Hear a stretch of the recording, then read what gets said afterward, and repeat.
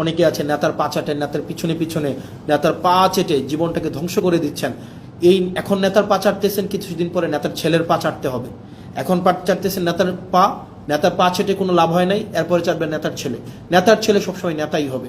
আর দিন শেষে আপনারা যারা চাটার উপরে থাকেন, চাটাচাটি যাদের হচ্ছে কর্ম, চাটাচাটি যাদের হচ্ছে জীবিকা, চাটাচাটি ছাড়া যাদের মনস্তত্ত্বের মধ্যে স্বাধীনতা নাই, যারা মানসিকভাবে স্বাধীন না, যারা মানসিকভাবে হচ্ছে চাটামিকে যারা জীবিকা হিসাবে নিয়েছেন, দিন শেষে আপনাদের চাটতেই হবে।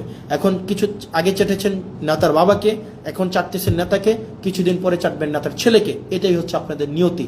যদি এটা না করতে চান, স্বনির্ভর হতে চান, সত্যকে সত্য বলতে চান, মিথ্যাকে প্রকাশ করতে চান, তাহলে এইসব চাটাচাটি বাদ দেন।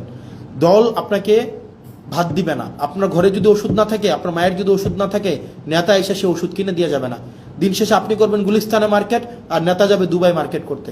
আপনি ছুটিতে যাবেন হচ্ছে ওই যে চানখারপুল, আপনার নেতায় যাবে লিভারপুল। তো সেই জায়গা থেকে এই নেতার পা চাটাচিটি করে লাভ নাই। এই পা চাটাচিটিটা বন্ধ করেন। নেতা যাই করে সবই যে ঠিক করে, ব্যাপারটা এমন না। নেতাকে নির্মোহভাবে ক্রিটিক্যালি নেতাকে অবজার্ভ করেন, ক্রিটিক্যালি নেতাকে ক্রিটিক করেন, এবং নেতাকে আপনি সব কিছুর ঊর্ধ্বে রাখার যে এক ধরনের আমাদের মনস্তত্ত্ব তৈরি হয়েছে, সেটা থেকে নিজেরা নিষ্কৃতি পান।